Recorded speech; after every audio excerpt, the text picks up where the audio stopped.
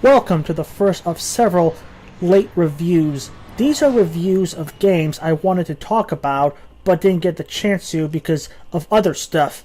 Well, for Far Cry 5's case, it was because I was backed up with my work from GDC and Silicon Valley Comic-Con. So now that I have the time to make this review, here it is, my late review of Far Cry 5. Far Cry 5 was one of my favorite games of the year. It was a complete radical redesign from past titles, and it received a lot of controversy when it was first announced due to its themes involving fighting a right-wing Christian-like militia. Many saw it as an anti-Donald Trump game, but when I played it, I was actually surprised to see that this is actually one of the most conservative-themed games I've ever seen. It's basically on par with the original Red Dawn, as the game heavily glorifies the militia movement, along with themes that support the constitutional sheriff's movement. This is best described by how the fact that the militias and the county sheriffs are seen as the heroes, whereas anybody who is of a higher government office is seen as either being incompetent or corrupt. This is best shown with the Marshal and Herc Sr. However, this is not a bad thing because the original Red Dawn is actually one of my favorite movies, so I'm going to give it kudos to that. Also, the Peggies in the game are less of a right-wing Christian militia and just a stand-in for Al-Qaeda. They're basically Al-Qaeda.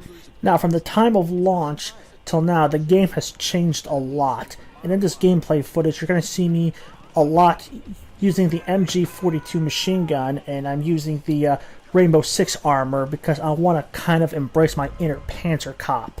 The point I'm trying to make is I just watched Jinro the Wolf Brigade for the first time in many years on Crunchyroll, so I'm embracing my inner anime weebness.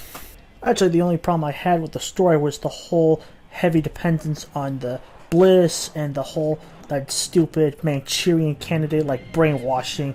I mean, it's been done so many times in this series that I'm kind of getting tired of it, especially the drug trips. It really adds nothing at this point to the game. Also, was not a fan of the ending.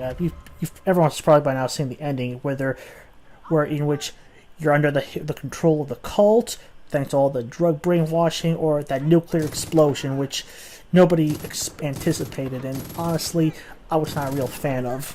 In regards to the gameplay, it has been tweaked a lot.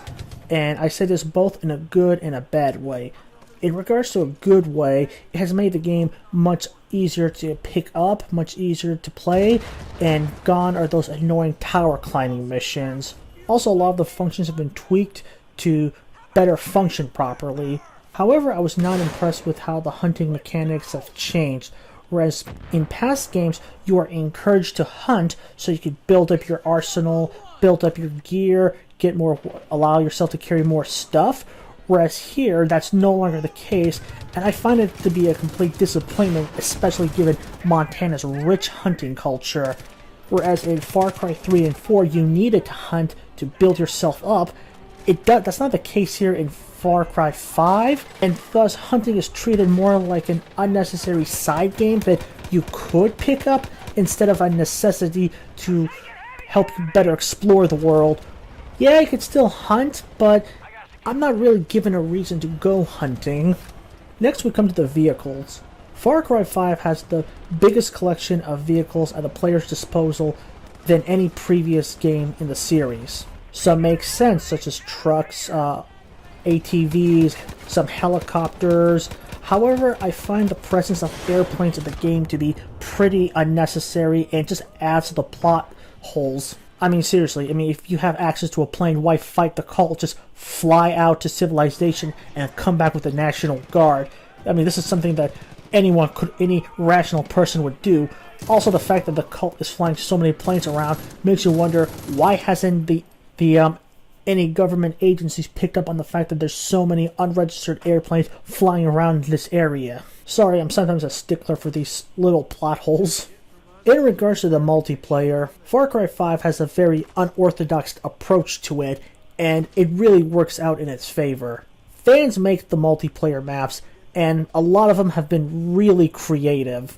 Given the fact that Far Cry has never been a real multiplayer game or had a solid multiplayer base, it made sense to allow the fans to build up the multiplayer portion instead of having predetermined levels and the cliche games. Plus, best of all, there's no battle royale, or as far as I'm concerned at the moment, which is great because I'm getting tired of games like cramming in an unnecessary battle royale game. My only real issue with Far Cry 5 is the inclusion of microtransactions into the single-player game. Now, it's not abusive, but I feel like Ubisoft has set a dangerous precedent that I feel other games will start doing, and the moment a company like, let's say, EA starts doing this, you know they're going to abuse the living daylights out of it, and yeah, that's my only concern with this. I mean, the game is grindy, but not so grindy that's obnoxious. It's just with this feature, I'm more concerned about what the future is going to hold when other people do this, and they're going to like make their games unplayable.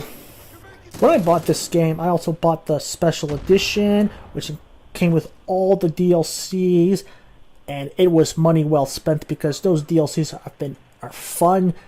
They're like DLCs for Fallout 4 or Fallout New Vegas. They're totally worth the price. So overall, Far Cry 5 is a great game and one of my favorite games of 2018.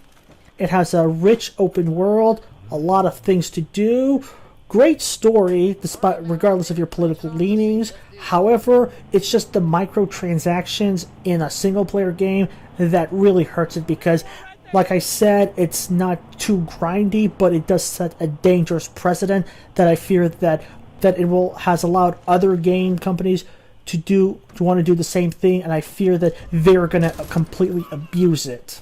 Overall, I will give Far Cry 5 an 8 out of 10.